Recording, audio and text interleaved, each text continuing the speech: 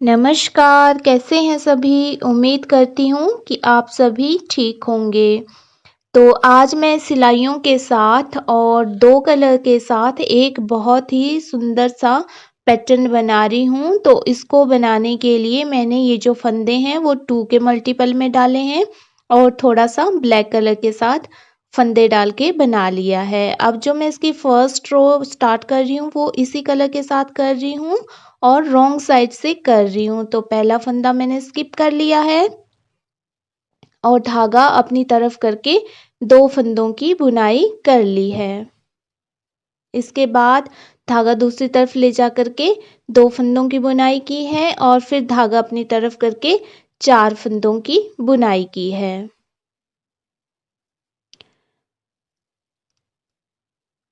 फिर से धागा दूसरी तरफ करके 2 फंदों की बुनाई की है और फिर धागा अपनी तरफ करके 4 फंदों की बुनाई की है। उसके बाद फिर से धागा दूसरी तरफ करके 2 फंदों की बुनाई की है। तो इसी तरह से इस पूरी की पूरी लाइन को कंप्लीट करना है। 4 फंदों की बुनाई जो होगी वो अपनी तरफ होगी, मतलब रॉन्ग साइड में होगी, और 2 फंदों की बुनाई राइट साइड में, मतलब बाहर की तरफ होगी, और साइड में हमारे 3-3 फंदे जो हैं वो एक्स्ट्रा हैं। तो ये 2 जो फंदे हैं उल्टे बना लेने हैं और ये हमारे साइड के एक-एक फंदा जो है वो है। तो इस तरह से इस तरफ भी हमारे 3 फंदे हैं और इस तरफ दूसरी तरफ भी हमारे 3 फंदे एक्स्ट्रा हैं, बाकी ये डिज़ाइन के हैं। इससे हमारा डिज़ाइन जो है एडजस्ट हो जाएगा। तो जो हमारी सेकंड रो है उसको मैं दूसरे कलर के साथ बना रही हूँ। इसके लिए पहला फंदा भी बना लिया है, दूसरा भी और तीसरा फंदा भी। उसके बाद 2 फंदे स्किप किए हैं, फिर 4 फंदों की बुनाई की है और 4 फंदों की बुनाई करने के बाद फिर से 2 फंदे स्किप किए हैं। मतलब जो फंदे हमने उल्टे बुनाई किए थे बाहर की तरफ, उन फंदों को हमने स्किप करना है और जो 4 फंदे हमने अपनी तरफ बुनाई किए थे उनको हमने दूसरे कलर के साथ बुनाई कर देना है। और इस तरह से हमने इस सेकंड रो को कंप्लीट कर देना है। इसके बाद जो हमारी थर्ड रो है इसको आप ज़रा थोड़ा ध्यान से देखना। यहाँ मैंने 2 फंदों की ब्लैक कलर के साथ बुनाई कर ली है और फिर इस तरह से फंदे को पलटा है और फिर इसको इस सिलाई में ले लिया है। अब जो फंदा पलटा था उसके नीचे से धागा उठाया, क्योंकि हमारा एक फंदा कम हो गया था, तो वहां से धागा उठाया और इस तरह इसकी बुनाई कर दी है। अब इसी तरह से दूसरी साइड भी अगर आप चाहें तो दोनों फंदों को इस सिलाई में ले लो और फिर इसको पलट दो।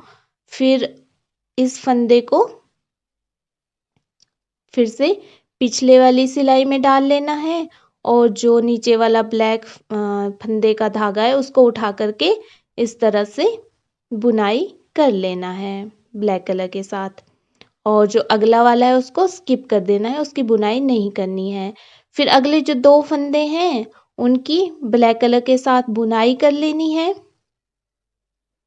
और फिर से आगे वही प्रोसीजर होगा। इसको इस तरह से उठाना है और पलट देना है, इस फंदे को उतार देना है और जो नीचे हमने पलटा था उसका लूप उठा करके ब्लैक कलर के साथ बुनाई कर देनी है। अब इन दोनों फंदों का भी ऐसे ही करना है कि दोनों फंदों को एक ही सिलाई में ले लेना है दूसरी तरफ से, फिर इसको पलट देना है और फिर इसको इस सिलाई में ले लेना है। जो लूप बचा है नीचे उसको उठाना है, ब्लैक कलर के साथ इसकी बुनाई कर देनी है और इसको इसी तरह से सिलाई में डाल देना है। अगले जो फंदे हैं उन दोनों की ब्लैक कलर के साथ बुनाई कर लेनी है। फिर से इसको इस तरह से पलटना है, इसको इस सिलाई में ले लेना है, इस लूप को उठाना है और ब्लैक कलर के साथ बुनाई करनी है। अब इन दोनों फंदों को जो है इस सिलाई में ले लेना है और ब्लैक कलर के फंदे को पलट देना है, फिर इसको दोबारा पिछले वाली सिलाई में डाल देना है और जो ब्लैक लूप है उसको उठा करके बुनाई कर देना है और इसको इसी तरह से उठा लेना है। आगे फिर 2 फंदों की बुनाई जो है वो ब्लैक कलर के साथ होगी। आगे फिर वैसे ही हमने फंदे को पलटना है, इसको ले लेना है सिलाई में और इसको बुनाई कर देना है। अब इसको इस तरह भी आप पलट सकते हैं अंदर की तरफ से, और जैसे मैंने पहले बताया आपको वैसे भी पलट सकते हैं, जैसे आपको इजी लगे आप वैसे इसको कर सकते हैं। और इस फंदे को बुनाई नहीं करना है, इसको ऐसे ही ले लेना है। और अगले जो हमारे पास फंदे बचे हैं उनको ब्लैक कलर के साथ बुनाई कर देना है। तो अब इस तरह से जो हमने फंदे पलटे हैं उनके बीच में जो 2 कलर के फंदे हैं इनको हमने सीधा बनाना है, और जो साइड के 2 कलर के 2 फंदे हैं ब्लैक कलर के उनको उल्टा बनाना है। तो 2 सीधे 2 उल्टे, 2 सीधे 2 उल्टे। तो देखते हैं कैसे बनाते हैं। तो पहला फंदा मैंने स्किप कर लिया है 4th रो में, और फिर अगले जो फंदे हैं वो पलटे हुए थे तो उनको जो है हमने सीधा ही बना लेना है। और जो हमारे पास दूसरा कलर है उसको बुनाई नहीं करना है, उसको हमने सीधा स्किप करना है। और ये फंदे हमने पलटे नहीं थे, मतलब ये बीच वाले थे हमारे 2 सीधे, तो इनको हमने बाहर की तरफ बनाना है। और फिर जो है इसको इसी तरह से उठा लेना है और अगले 2 फंदों को हमने अपनी तरफ बनाना है।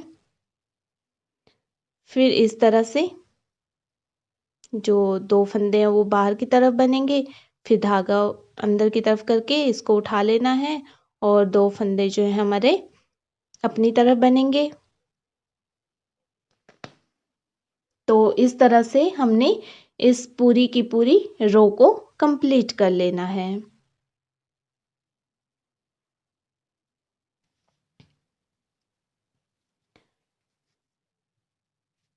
इससे अगली वाली रो, मतलब जो हमारी 5th रो है उसमें जो फंदे हमने उल्टे लिए हैं उनको स्किप करना है, और जो फंदे हमने सीधे लिए थे और साथ ही जो दूसरे कलर के स्किप किए थे उनको हमने बुनाई कर लेना है बाहर की तरफ, मतलब अपने से ऑपोजिट साइड में। और ये जो 2 फंदे हैं जो उल्टे लिए थे उनको स्किप कर देना है, और अगले जो 4 फंदे हैं उनकी बुनाई कर लेनी है। अगले 2 फंदे स्किप होंगे, अगले 4 फंदों की बुनाई होगी, अगले 2 फंदे स्किप और अगले 4 फंदों की बुनाई होगी। और इसी तरह से हमने इस पूरी की पूरी लाइन को कंप्लीट कर लेना है। इसके बाद जो हमारी 6th रो है वो भी बहुत इजी है। जो हमने स्किप किए हैं फंदे उनको स्किप ही करना है, और जिनकी हमने बुनाई की है उनकी बुनाई अब हमने अपनी तरफ करनी है। तो इसी तरह से इस पूरी की पूरी लाइन को कंप्लीट करना है। थोड़ा सा टफ है ये डिज़ाइन, पर आप कोशिश करेंगे तो बहुत आसानी से बना सकते हैं। इसके बाद जो इसकी 7th रो है वो 3rd रो की तरह ही होगी, पर थोड़ा सा फेरबदल होगा। मतलब जो हमने ये वाला फंदा है इसी को हमने पहले बदल देना है, पहले ही फंदे को जो ब्लैक कलर का था। तो इस तरह से, और इसको यहाँ से उठाना है और यहाँ इसकी बुनाई कर देनी है। आगे जो 2 फंदे हैं उनकी बुनाई कर लेनी है, और फिर से हमारे यहाँ पे फंदे आ गए हैं ऐसे, तो हमने इनको पलट देना है। वही तरीका होगा पलटने का जैसे कि हमने 3rd रो में पलटा था।